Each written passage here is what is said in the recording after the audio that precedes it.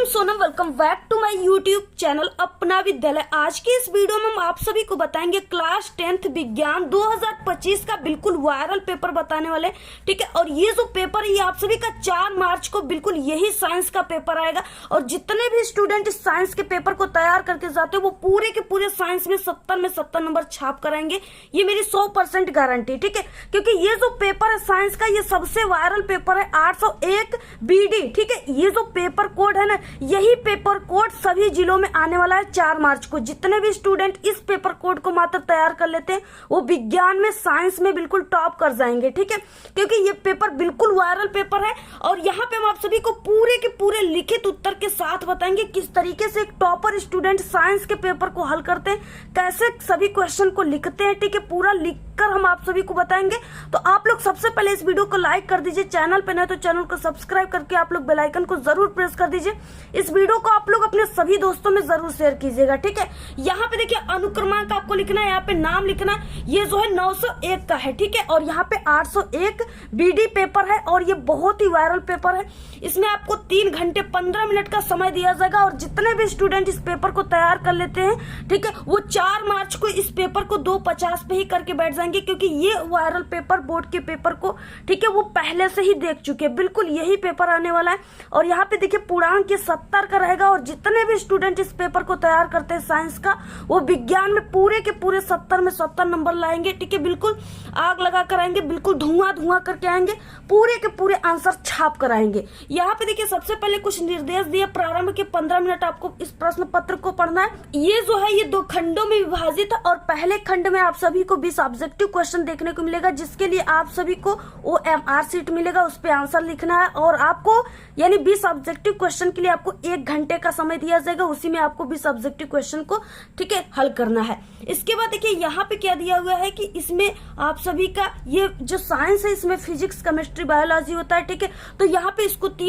खंडों में विभाजित किया गया और आपके फिजिक्स, केमिस्ट्री, बायोलॉजी तीनों से ऑब्जेक्टिव क्वेश्चन आएंगे, सब्जेक्टिव क्वेश्चन आएंगे। तो आप सभी का क्लास 10 साइंस का पेपर, इसमें जितने भी क्वेश्चन है very very most important question है। ठीक है, और जो आपके यानी बिल्कुल यही क्वेश्चन पेपर आप सभी के पेपर में आएगा 4 मार्च को। तो आप सभी को यहाँ पे पूरे इस क्वेश्चन पेपर को जितने भी स्टूडेंट देख लेते हैं, ठीक है, हल कर लेते हैं, पूरे यानी आंसर को याद कर लेते हैं, वो साइंस में बिल्कुल टॉप कर जाएंगे। पहला क्वेश्चन दिया है एक लेंस की क्षमता। ठीक है, क्षमता यहाँ पे दिया है यानी P पावर दिया है -2.5 डायोप्टर। लेंस की फोकस दूरी F आपको क्या करना है, ज्ञात करना है। ठीक है, दूरी ज्ञात करना है और उसकी प्रकृति ज्ञात करना है कि लेंस जो है वो अवतल लेंस है या उत्तल लेंस है। ठीक है, तो इस तरीके से सबसे पहले कि आपको जो लेंस की क्षमता का सूत्र होता है वो आपको पता होना चाहिए। ठीक है, तो P बराबर होता है, अगर हम सेमी में लिखे तो 100/F। ठीक है, ये सेमी में है इसका। अगर आप लोग मीटर में लिखोगे तो यहाँ पे 1/F हो जाएगा। तो यहाँ पे देखिए क्या है, यहाँ पे जो P का मान दिया है यानी डायोप्टर क्षमता का मान दिया वो दिया है यहाँ पे कि -2.5 डायोप्टर। ठीक है, इस तरीके से दिया है और यहाँ पे F का मान पूछ रखा है, क्वेश्चन मार्क हो जाएगा। अब आपको इस सूत्र को पक्षांतर कर देना है। यहाँ पे क्या हो जाएगा, F बराबर हमें निकालना है, तो ये क्या है, यहाँ पे F इसके जगह पर चला आएगा और P जो है ये इसके जगह पर, तो यहाँ पे हो जाएगा 100/P। ठीक है, अब इसी सूत्र पे आप सभी को रख देना है यहाँ पे। ठीक है, अब देखिए मान यहाँ पे माइनस में दिया है तो F बराबर क्या हो जाएगा 100/, यहाँ पे मान क्या दिया है, P का मान -2.5। ठीक है, डायोप्टर दिया है। अब देखिए क्या है कि इस तरीके से यहाँ पे एक दशमलव लगा है, तो दशमलव को हटाने के लिए यहाँ पे 10 का ऊपर नीचे हम गुणा भाग कर देंगे। ठीक है, तो यहाँ पे क्या आ जाएगा, यहाँ पे 1000/के, यहाँ पे 1000/के -25 हो जाएगा। ठीक है, अब 25 जो है इससे कितने बार में कटेगा, यानी 25 चौक का 100 होता है, तो यहाँ पे 4 आ गया। इसके बाद जो ये 0 बचा है इसको आप लोग ऐसे जोड़ दीजिए। ठीक है, तो यहाँ पे F का मान कितना आ गया, यहाँ पे F का मान कितना आ गया, -40 सेमी। ठीक है, इस तरीके से -40 सेमी आ गया और फोकस दूरी जो है वो माइनस में आ गया, यानी इस तरीके से माइनस में है, तो ये कौन सा लेंस हो गया, अवतल लेंस। ठीक है, यानी अवतल लेंस हो गया। ठीक है, प्रकृति में क्या लिखोगे, अवतल लेंस, तो -40 सेमी अवतल लेंस। तो चलिए यहाँ पे देखते हैं हम लोग कौन सा आंसर सही होगा। तो यहाँ पे देखिए क्या है कि यहाँ पे जो माइनस है इसका मान ही इस यानी माइनस में फोकस दूरी है, तो ये क्या है, अवतल लेंस है। ठीक है, तो यहाँ पे कौन सा आंसर सही हो जाएगा, यहाँ पे देखिए 40 सेमी अवतल लेंस, 40 सेमी उत्तल लेंस, 4 सेमी अवतल लेंस, 4 सेमी उत्तल लेंस। ठीक है, तो यहाँ पे हो जाएगा, यहाँ पे 40 सेमी और माइनस की जगह पर यहाँ पे अवतल लेंस लिखा है। ठीक है, अवतल, तो यहाँ पे ऑप्शन नंबर ए राइट हो जाएगा। इसके बाद देखिए अगला क्वेश्चन क्या है, यदि विद्युत शक्ति P तथा प्रतिरोध R से व्यक्त होता है तब विद्युत धारा जो है व्यक्त होती है। विद्युत धारा किससे व्यक्त होती है, तो वो होती है यहाँ पे √P/R से। ठीक है, ऑप्शन नंबर यहाँ पे डी राइट हो जाएगा। अगला देखिए तीसरा क्वेश्चन है, प्रकाश की चाल, ठीक है, माध्यम 1 वो माध्यम 2 में क्रमशः V1 तथा V2 हो तब माध्यम 1 का अपवर्तनांक माध्यम 2 के सापेक्ष होगा।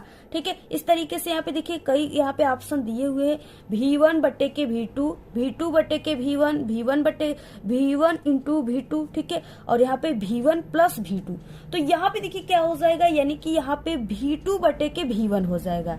ठीक है, दूसरे के सापेक्ष पहले का अपवर्तनांक, ऑप्शन नंबर बी राइट हो जाएगा। अगला क्वेश्चन देखिए क्या है, चौथा है, इनमें से कौन सा कथन असत्य है, यानी सत्य नहीं है। ठीक है, चुंबकीय क्षेत्र रेखाएं चुंबक के उत्तरी ध्रुव से प्रकट होती हैं। ठीक है, तो ये सही है बिल्कुल, क्योंकि उत्तरी ध्रुव से ही ऐसे बना रहता है यन और यस। ठीक है, तो इस तरीके से निकलकर ऐसे जाती हैं, तो आप लोग इस तरीके से, ठीक है, ये क्या है, सत्य है। उसके बाद चुंबकीय क्षेत्र रेखाएं चुंबक के भीतर दक्षिण से उत्तर ध्रुव की ओर होती हैं, ये भी सही है। ठीक है, अगला क्वेश्चन है, चुंबकीय क्षेत्र रेखाएं जो है परस्पर एक दूसरे को प्रतिच्छेद करती है, ये बिल्कुल गलत है। ठीक है, क्योंकि चुंबकीय बल रेखाएं एक दूसरे को कभी भी जो है काटती नहीं है, अगर काटेंगी तो दो वहां पे चुंबकीय क्षेत्र होगा, जो कि असंभव है। ठीक है, तो ऑप्शन नंबर यहाँ पे सी राइट हो जाएगा, यानी ये असत्य कही गई है।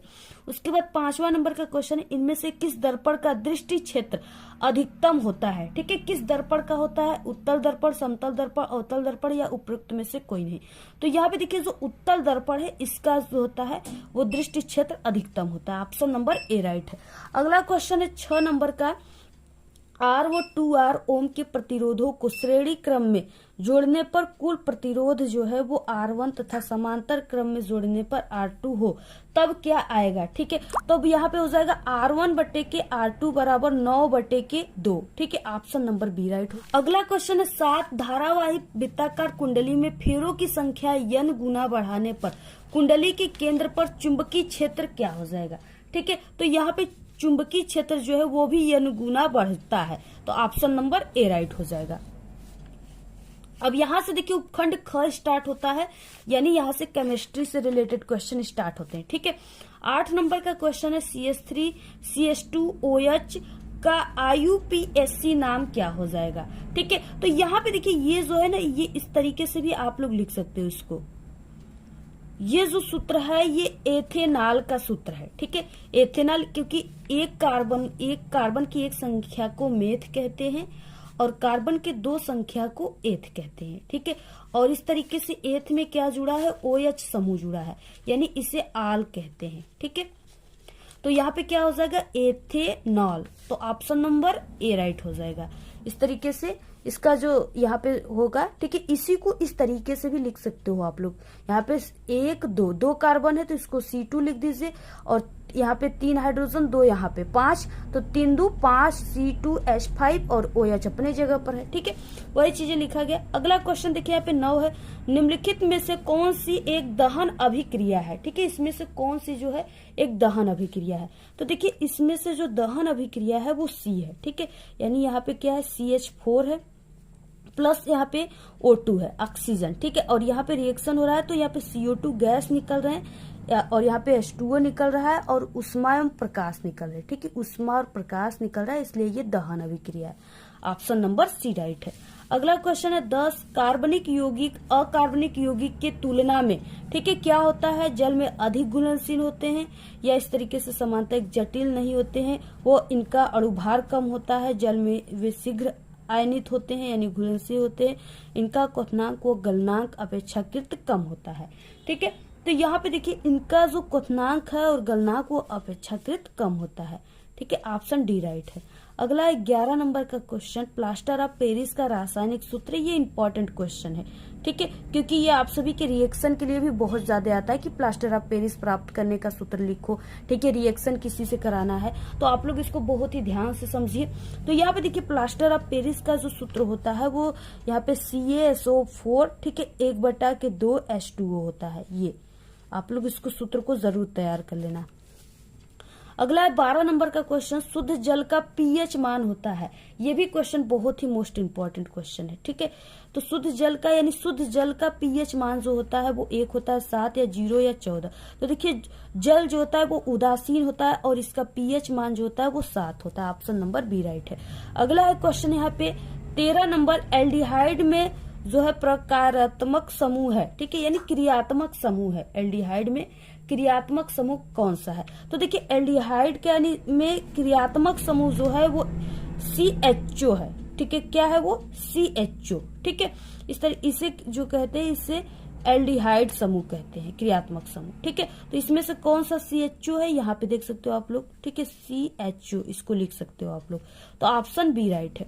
अगला है क्वेश्चन यहाँ पे देखिए उपखंड ग से स्टार्ट होता है, यहाँ से आपका बायोलॉजी के क्वेश्चन स्टार्ट हो रहे हैं, ठीक है। यहाँ पे 14 नंबर का क्वेश्चन क्या है, निम्नलिखित में से कौन सा उत्पादक है, ठीक है, चिड़िया, जंगली जानवर, पालतू जानवर या हरे पौधे। तो इसमें से देखिए जो उत्पादक है वो हरे पौधे हैं। हरे पौधे ही अपना भोजन स्वयं बनाते हैं, बाकी चीजें तो इन्हीं हरे पौधे को ही खाते हैं, ठीक है। देखिए 15 नंबर का क्वेश्चन, मटर के लंबे पौधे यानी कैपिटल TT और बौने पौधे स्मॉल TT के मध्य क्रॉस कराने पर प्रथम जो संतति पीढ़ी मिलेंगे वो किस तरीके से मिलेंगे? सभी लंबे मिलेंगे पौधे या सभी बौने पौधे मिलेंगे या आधे लंबे आधे बौने मिलेंगे या 3/4 लंबे और 1/4 बौने मिलेंगे, ठीक है। तो यहाँ पे देखिए क्या हो जाएगा, आधे लंबे मिलेंगे और आधे बौने मिलेंगे, ठीक है, 50-50% यानी। अगला क्वेश्चन है यहाँ पे देखिए 16 नंबर का, निम्नलिखित में से कौन सा जोड़ा प्रकाश संश्लेषण की अभिक्रिया में प्रयोग किया जाता है, ठीक है। कार्बन डाइऑक्साइड एवं ऑक्सीजन, जल एवं ऑक्सीजन, जल एवं कार्बन डाइऑक्साइड और नाइट्रोजन, ठीक है। तो यहाँ पे देखिए कौन सा यूज किया जाता है, तो जल भी किया जाता है यानी H2O और प्लस यहाँ पे कार्बन डाइऑक्साइड यानी CO2 का भी यूज किया जाता है। तो ऑप्शन नंबर सी राइट हो जाएगा, ठीक है। अगला क्वेश्चन देखिए 17, सामान्य एक लिंगी नर पुष्प में नहीं पाया जाता है। क्या नहीं पाया जाता है? बादल, पंखुड़ी, पुंकेसर या वर्तिकाग्य, ठीक है। तो यहाँ पे देखिए वर्तिकाग्य इसमें नहीं पाया जाता है क्योंकि वर्तिकाग्य जो है वो मादा में पाए जाते हैं जिससे फर्टिलाइजेशन की अभिक्रिया होती है। इसके बाद देखिए अगला क्वेश्चन है 18, इंसुलिन स्रावित होता है। इंसुलिन जो है वो कहाँ से स्रावित होता है? तो वो अग्नाशय द्वारा स्रावित होता है। ऑप्शन नंबर बी राइट है।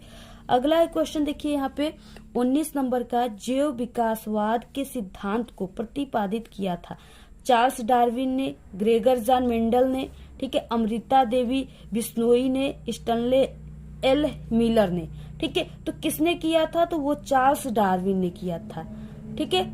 ऑप्शन नंबर ए राइट है। अगला क्वेश्चन 20 नंबर, पौधे में भोजन का स्थानांतरण होता है, किसके द्वारा होता है? देखिए भोजन का स्थानांतरण जो होता है वो फ्लोएम के द्वारा होता है। अगर यहाँ पे क्वेश्चन होता है कि पौधे में जो भोजन लिखा है यहाँ पे जल होता है, ठीक है, कि जल का स्थानांतरण होता है तो वो जाइलम के द्वारा होता है, ठीक है।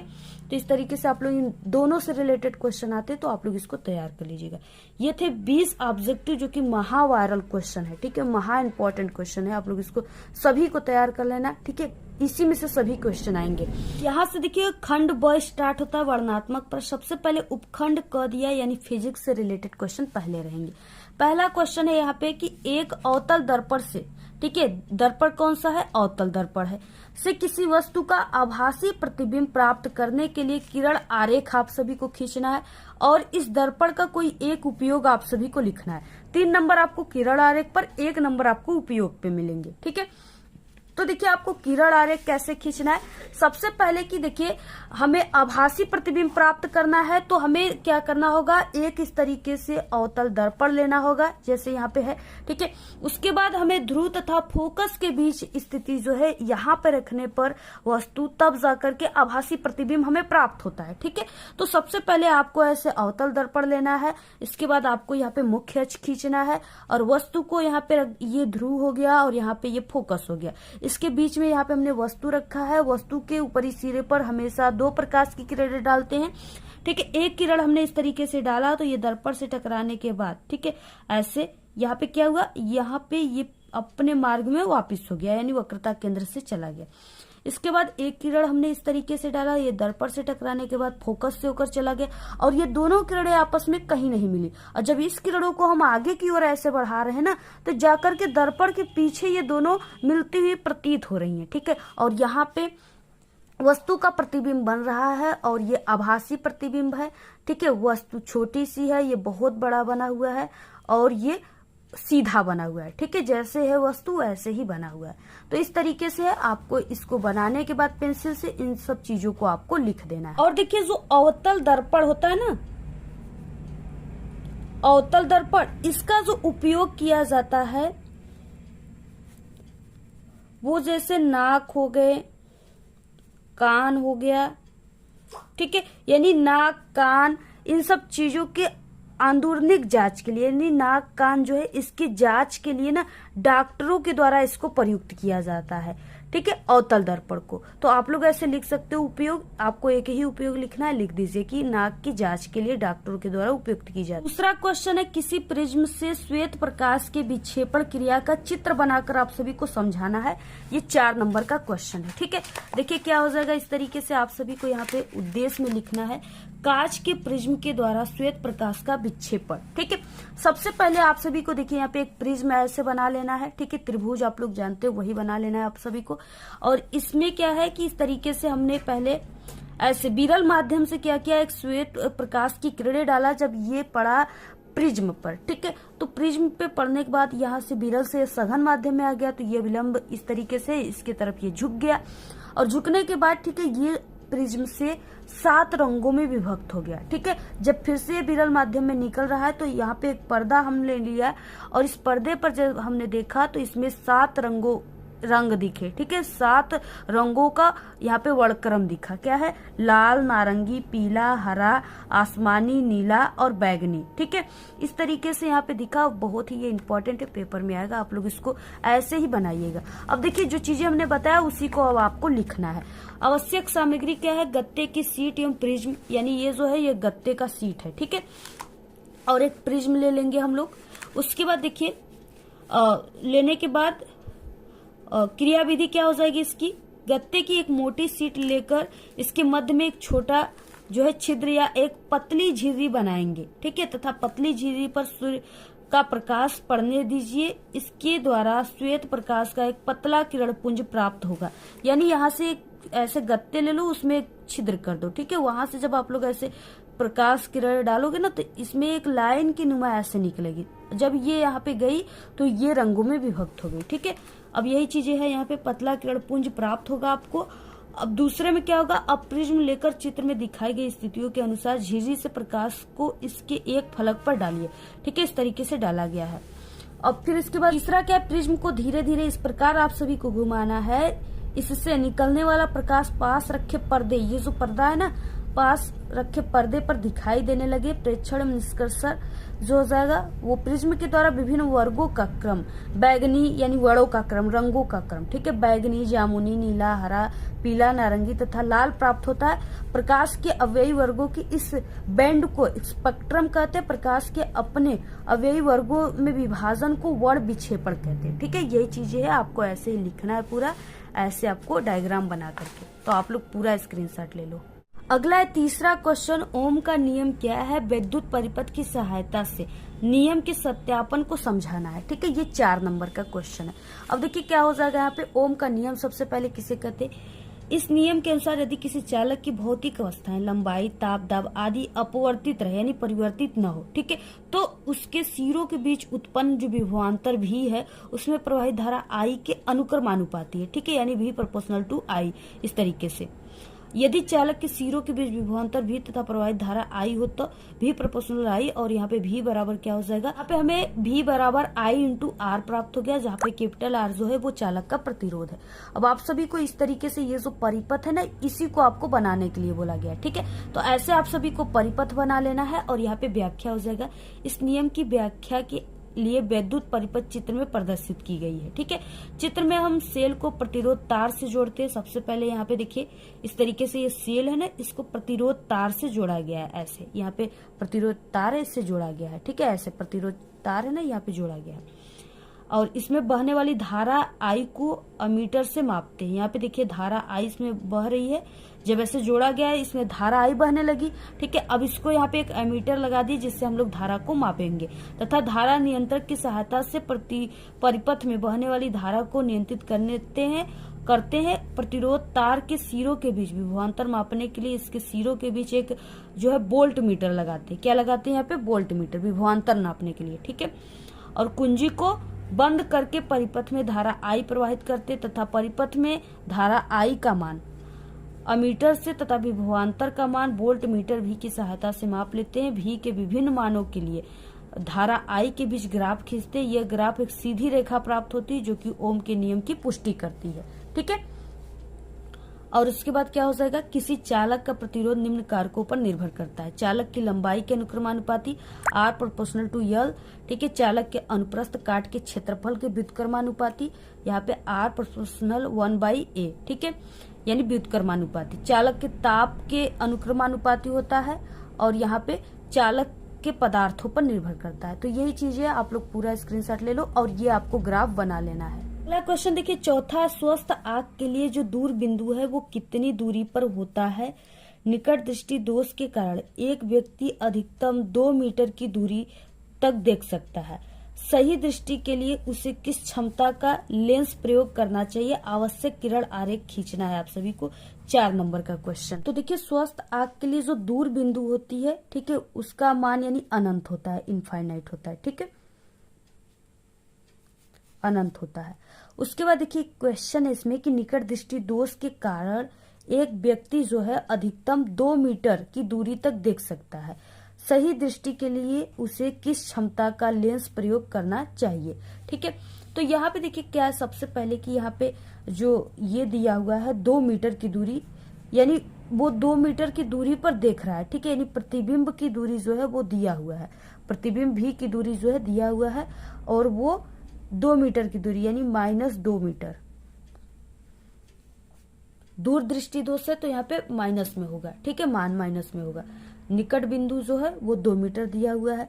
इसके बाद देखिए यहाँ पे क्या है कि अब क्षमता जो है ज्ञात करना है। ठीक है, निकट दृष्टि दोष के कारण एक व्यक्ति अधिकतम 2 मीटर के दूरी पर देख रहा है। ठीक है, देख सकता है। अब यहाँ पे निकट दृष्टि दोष है, इसके लिए यानी वो अधिकतम 2 मीटर के लिए जब देख रहा है तो क्या है कि वस्तु जो है यानी U की दूरी जो हो जाएगी, ठीक है, वो माइनस इनफाइनाइट होगी। यानी कोई हम मान लेते हैं कि कोई वस्तु जो है इस तरीके से वस्तु जो है वो इनफाइनाइट पे रखी गई, कोई वस्तु अनंत पे रखी गई है और इस तरीके से 2 मीटर की दूरी पर जो है वो व्यक्ति जो है देख रहा है। ठीक है, तो ये 2 मीटर की दूरी पर वो देख रहा है तो ये क्या हो गया? ये प्रतिबिंब की दूरी हो गई। ठीक है, क्योंकि वो प्रतिबिंब को 2 मीटर की दूरी पर देख रहा है, वस्तु इनफाइनाइट पे रखी गई है। अब देखिए वस्तु इनफाइनाइट यानी यहाँ पे U की मान आप सभी को यहाँ पे इनफाइनाइट यहाँ पे रखा गया है। ठीक है, U की मान इनफाइनाइट रहेगी। तो अब आप सभी को क्या करना है, यहाँ पे लेंस के सूत्र से 1/F बराबर 1/V माइनस 1/U। ठीक है, ये लेंस की सूत्र हो गई। अब आप सभी को यहाँ पे रख देना है 1/F का मान हमें ज्ञात करना है, 1/V का मान यहाँ पे दिया हुआ है। यहाँ पे V का मान कितना है? यहाँ पे -2 है। ठीक है, और यहाँ पे माइनस यहाँ पे रख देंगे हम लोग -1/के इनफाइनाइट अनंत। ठीक है, इसका मान। तो यहाँ से हमारा F बराबर जो आ जाएगा वो माइनस का यहाँ पे 2 मीटर आ जाएगा। ठीक है, माइनस का यहाँ पे 2 मीटर आ जाएगा इस तरीके से। अब देखिए यहाँ पे लेंस के सूत्र P बराबर होता है 1/F। अगर मीटर में हम लोग ज्ञात करेंगे तो 1/F, अगर सेमी में ज्ञात करेंगे तो 100/F आ जाएगा। ठीक है, तो यहाँ पे क्या है, इस तरीके से हम लोग अगर सेमी में इस तरीके से ज्ञात करेंगे तो P बराबर हो जाएगा 100/, इसका मान कितना है यहाँ पे -2 है। ठीक है, तो -2 हो जाएगा।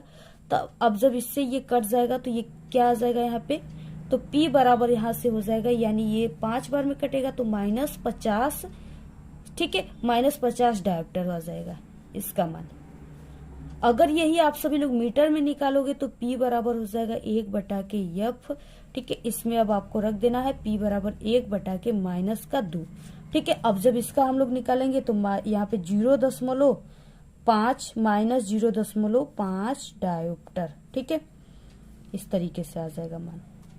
और यहाँ पे माइनस आया है तो इसमें कौन सा लेंस यूज होगा, अवतल लेंस। ठीक है, अवतल लेंस का यूज किया जाएगा। तो आप लोग पूरा स्क्रीनशॉट ले लो, ऐसे ही ये सवाल लगेगा। इसमें आपको आवश्यक किरण आरेख भी देना है। ठीक है, तो आप लोग किरण आरेख भी दे दीजिएगा। इसके बाद देखिए अथवा क्वेश्चन है, किसी परिनालिका में प्रवाहित विद्युत धारा के कारण उत्पन्न चुंबकीय क्षेत्र का आपको चित्र के द्वारा समझाना है। ठीक है, अथवा क्वेश्चन है, दोनों में से किसी एक को करना है। दोनों में से आपको यानी पहले वाले क्वेश्चन को करना चाहते हो तो पहले वाला कीजिए, अदरवाइज इसको कीजिए। तो देखिए अथवा वाला जो क्वेश्चन है इसका आंसर ठीक है हमारे यानी इंपॉर्टेंट साइंस के क्वेश्चन के प्लेलिस्ट में मिल जाएगा, आप लोग देख लीजिएगा। बाकी आप लोग क्वेश्चन बैंक में इसे टिक लगा लीजिए और क्वेश्चन बैंक से तैयार कर लीजिएगा। 6 नंबर का एक क्वेश्चन था। उसके बाद देखिए उपखंड यहाँ पे ख आ गया। इसमें 5वां क्वेश्चन है, यहाँ पे निम्नलिखित को उदाहरण द्वारा आपको समझाना है। ठीक है, 4 नंबर का क्वेश्चन है। दैनिक जीवन में पीएच का क्या महत्व है, जो पीएच है इसका क्या महत्व है, बहुत ही इंपॉर्टेंट है, पक्का आएगा पेपर में, तैयार कर लेना आप लोग। उष्माक्षेपी रासायनिक अभिक्रिया किसे कहते हैं, इसको भी आप लोग तैयार कर लीजिए। क्वेश्चन देखिए 6 का ख क्वेश्चन है, यहाँ पे 6 का क क्वेश्चन है। ठीक है, एथेनोइक अम्ल के 2 रासायनिक गुणों के रासायनिक समीकरण देना है। 2 नंबर का है, 2 आपको रासायनिक समीकरण देना है। सबसे पहले कि एथेनोइक अम्ल का सूत्र क्या होता है। ठीक है, सबसे पहले आपको ये जानना होगा, तो CH3COOH। ठीक है, एक कार्बन को मेथ और डबल कार्बन को एथ, तो यहाँ पे एथ हो जाएगा और यहाँ पे COOH यानी ओइक समूह लगा हुआ है। ठीक है, तो यहाँ पे एथेनोइक अम्ल हो जाएगा, ओइक अम्ल। अब यहाँ पे देखिए इससे आप सभी को क्या करना है, सबसे पहले हम इसका रिएक्शन जो है कराते हैं किसके साथ, धातुओं के साथ कराते हैं। ठीक है,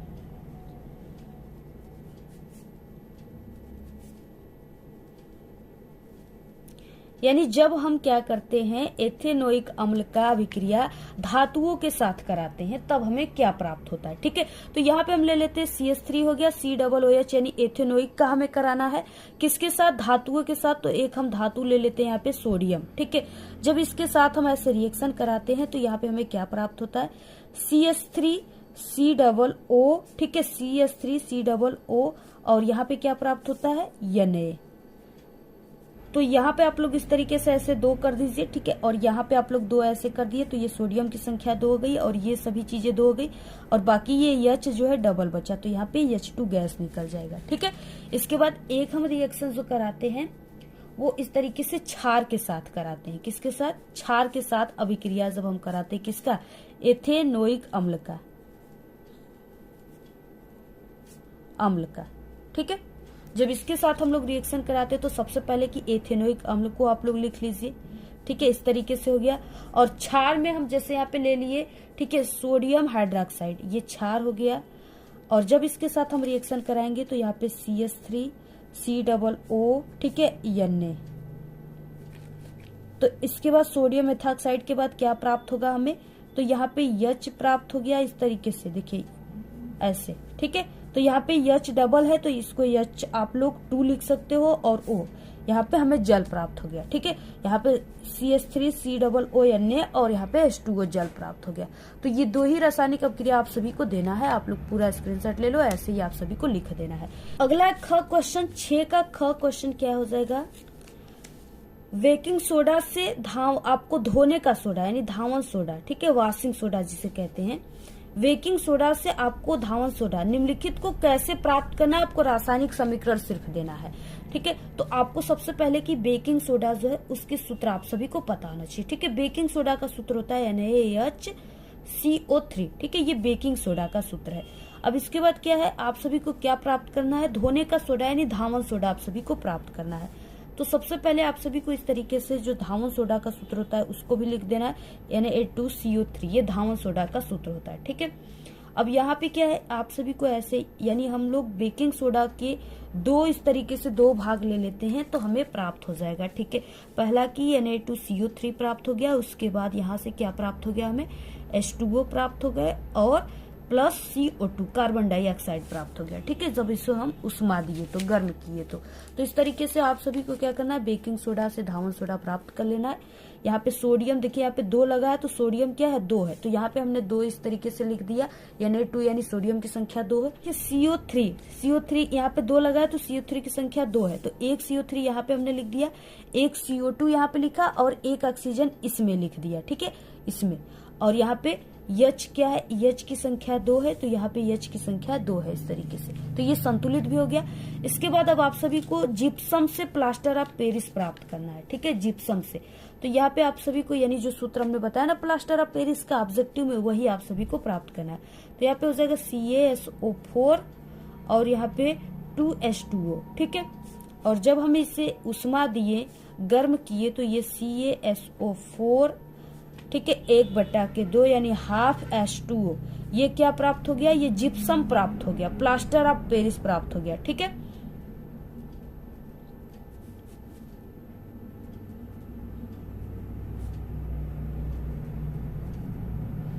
प्लास्टर ऑफ पेरिस प्राप्त हो गया और प्लस 1/, यहाँ पे 1 सही 1/2 H2O प्राप्त हो गया। ठीक है, तो इस तरीके से आपको यही दोनों रासायनिक समीकरण देना है। आप लोग इसको स्क्रीनशॉट ले लीजिए, बहुत इंपॉर्टेंट है, ये पेपर में पक्का आएगा। ठीक है, इसके बाद ये 2 नंबर में था। अगला क्वेश्चन देखिए, यहाँ पे 7वां है, निम्नलिखित की व्याख्या आप सभी को करना है। ठीक है, साबुन की निर्मल अभिक्रिया आप सभी को यहाँ पे दिखाना है। ठीक है, उसके बाद निस्तापन तथा भर्जन दिखाना है, धातु की सक्रियता श्रेणी किसे कहते हैं ये दिखाना है। ये तीनों जो है इंपॉर्टेंट क्वेश्चन में हमने बताया हुआ है, आप लोग सर्च करोगे भर्जन किसे कहते हैं, अपना विद्यालय हमारे चैनल का नाम है, तो वहां पे आ जाएगा। ठीक है, निस्तापन किसे कहते हैं अपना विद्यालय, तो वो भी आ जाएगा। तो जो भी आपको टॉपिक चाहिए उस टॉपिक का नाम और हमारे चैनल का नाम अपना विद्यालय, आप लोग नाम लेकर सर्च करोगे, हमारे चैनल पे वीडियो आ जाएगी यूट्यूब पर। ठीक है, आप लोग देख लीजिए आराम से। और क्या है कि अगर आप लोग साइंस में कमजोर हो, बिना पढ़े बिना याद के पास होना चाहते हो, तो हमारे चैनल पे साइंस में पास होने की 100% गारंटी वाली बिल्कुल ओरिजिनल वीडियो अपलोड है। ठीक है, आप लोग उस ट्रिक को जरूर देख लीजिएगा। इस वीडियो के लास्ट में हम प्लेलिस्ट लगा देंगे, सभी विषय में पास होने की ट्रिक आपको उसी जगह मिल जाएगी, वहां से आप लोग देख लीजिएगा। ठीक है, वीडियो को बिना स्किप किए देखिए, कहीं पर भी वो आपको ट्रिक मिल जाएगी। अदरवाइज आप लोग यूट्यूब पर सर्च करके यानी साइंस में पास होने का ट्रिक और हमारे चैनल का नाम अपना विद्यालय लेकर सर्च करोगे तो आ जाएगा यूट्यूब पर हमारी वीडियो। ठीक है, अथवा क्वेश्चन है यहाँ पे, यानी आप लोग इसको कीजिए या अथवा नंबर का जो है उसको कीजिए। संकलन अभिक्रिया को उदाहरण द्वारा समझाना है, 2 नंबर का है। ठीक है, इसके बाद यहाँ पे एथेनॉल और ब्यूट-टू-इन यौगिक के संरचना सूत्र आप सभी को लिखना है। तो सबसे पहले देखिए एथेनॉल दिया, इसका आपको क्या करना है, संरचना सूत्र लिखना है। ठीक है, तो एथेनॉल का सूत्र होता है CH3। ठीक है, और यहाँ पे हो जाएगा CHO, ये क्या है HCHO। ठीक है, ये एथेनॉल का सूत्र हो गया। अब यहाँ पे इसका संरचना आप सभी को बनाना है, तो यहाँ पे हो जाएगा CH3 और यहाँ पे एकल बांध C और इससे OH जुड़ जाएगा। ठीक है, O जुड़ जाएगा सिर्फ O डबल बांध से, और यहाँ पे एक H जुड़ जाएगा, तो यहाँ पे CH3CHO। ठीक है, तो इस तरीके से ये हो गया एथेनॉल का 1 कार्बन 2 कार्बन। ठीक है, और यहाँ पे CHO समूह जुड़ा हुआ है, तो ये नल समूह जुड़ा है, तो एथ नल यानी एथेनॉल हो गया। ठीक है, तो इस तरीके से हो गया। और उसके बाद एक है ब्यूट-टू-इन, तो आप सभी को देखिए 1 कार्बन को मेथेन कहते हैं। ठीक है, मेथ कहते हैं 1 कार्बन को, 2 कार्बन को कहते हैं एथेन एथ, 3 कार्बन को कहते हैं प्रोप और 4 कार्बन को कहते हैं ब्यूट। ठीक है, 4 कार्बन को ब्यूट कहते हैं। अब यहाँ पे आपको क्या करना है, 4 कार्बन लेना है, 1 कार्बन 2 कार्बन 3 कार्बन 4, क्योंकि हमें किसका बनाना है, यहाँ पे ब्यूट-टू-इन का बनाना है संरचना सूत्र। अब देखिए आप सभी को क्या करना है, यहाँ से 1 कार्बन को आप लोग ऐसे जोड़ दीजिए और 1 कार्बन यहाँ पे 2 3 4। ठीक है, तो यहाँ पे देखिए 1 कार्बन यहाँ पे है और यहाँ पे क्या करना है, आप सभी को दूसरे नंबर के कार्बन पे आपको डबल बांड लगाना है, बाकी में सभी में एकल बांड लगाकर आपको इसको क्या करना है, ऐसे कार्बन को जोड़ देना है। ठीक है, सभी में आपको ऐसे कार्बन की संख्या को क्या करना है, जोड़ देना है। इस तरीके से ये बनकर तैयार हो गया। और यहाँ पे देखिए 1 और 2 कार्बन पे क्या है, डबल बांड है, और यानी इसे इन कहते हैं। ठीक है, तो यहाँ पे हो गया 1 2 3 4, तो यहाँ पे हो गया मेथेन, एथेन, प्रोप, ब्यूट। ठीक है, तो यहाँ पे ब्यूट और 2 कार्बन पे क्या लगा है, यहाँ पे डबल बॉन्ड, तो 2 इन। ठीक है, तो यही है, आप लोग ऐसे ही बना लीजिएगा। यहाँ पे देखिए सबसे पहले सीना बार से मरकरी प्राप्त करना है, तो सीना बार जो है इसका सूत्र होता है HgS। ठीक है, ये क्या है, सीने बार या सीना बार का सूत्र है। अब इसे क्या प्राप्त करना है, मरकरी प्राप्त करना है, तो इसकी रिएक्शन हम किससे कराएंगे, O2 से करा देते हैं, ऑक्सीजन से। जब इसको हम गर्म करते हैं, ठीक है, तापन देते हैं, तब यहाँ पे प्राप्त होता है Hg और यहाँ से एक O। ठीक है, और प्लस यहाँ पे यस और ये मिलकर के बना लेते हैं SO2 गैस। ठीक है, अब देखिए यहाँ पे SO2 गैस बना लिया, तो इस तरीके से यहाँ पे ऑक्सीजन की संख्या 2 है और इधर ऑक्सीजन की संख्या 2, यहाँ पे 1, यहाँ पे 3 हो गया।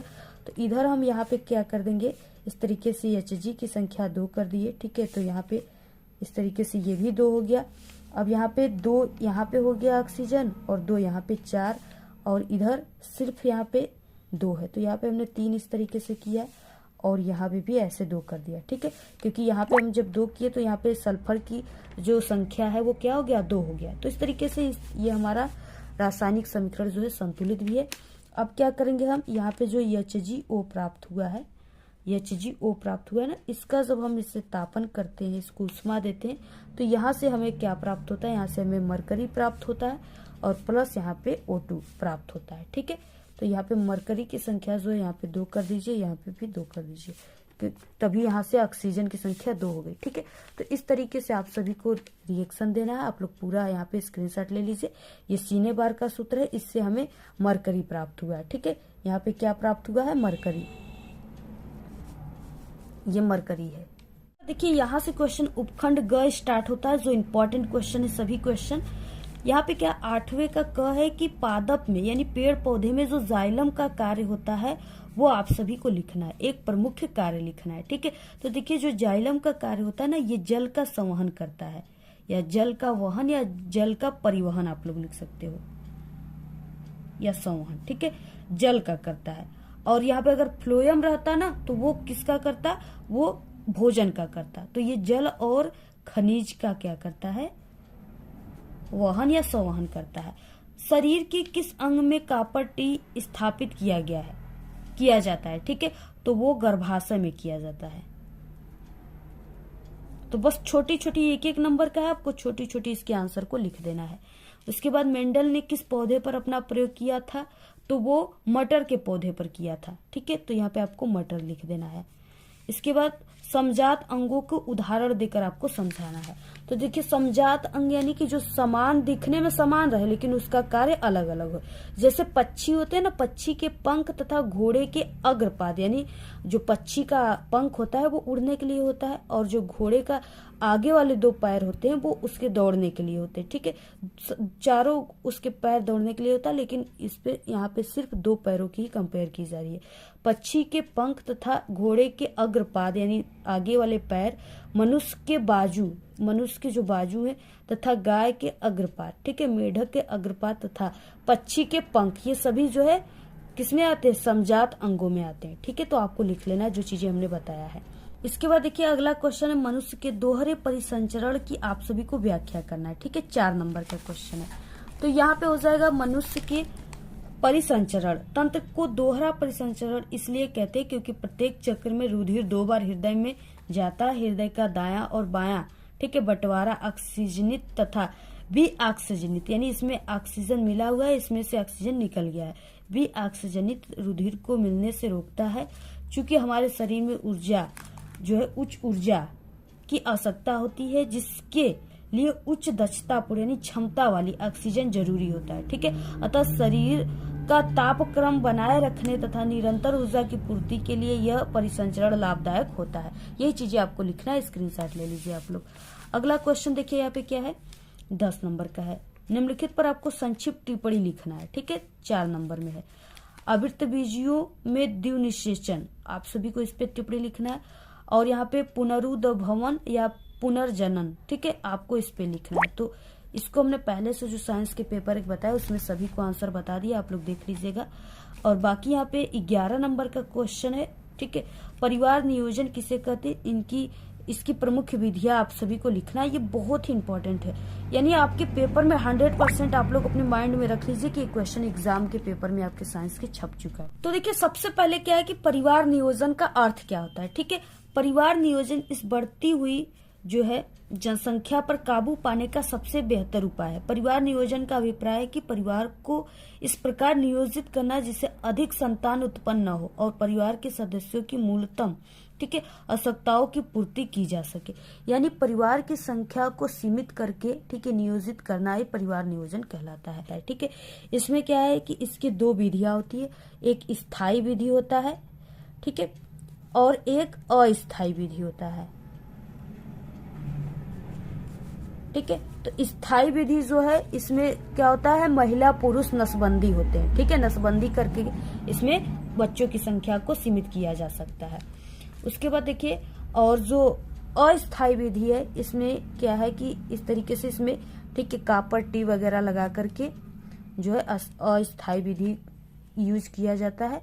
लेकिन क्या है कि सबसे अच्छी विधि जो है स्थायी विधि है, यानी इसमें महिला पुरुष नसबंदी है। ठीक है, ये सब चीजें आप सभी को लिखना है। कि आप लोग इस क्वेश्चन को लिखिए, अदरवाइज आप लोग यहाँ पे चित्र बनाइए। ठीक है, मानव के मादा जनन तंत्र का आपको नामांकित चित्र बनाना है। ठीक है, तो आप सभी लोग इसको क्वेश्चन बैंक से देख करके चित्र को आप लोग बना लीजिएगा अच्छे तरीके से।